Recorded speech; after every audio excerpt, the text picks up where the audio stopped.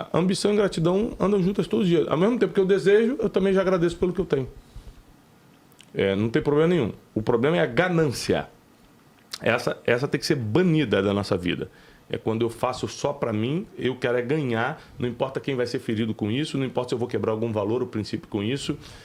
O que eu quero, acabou, isso é ganância.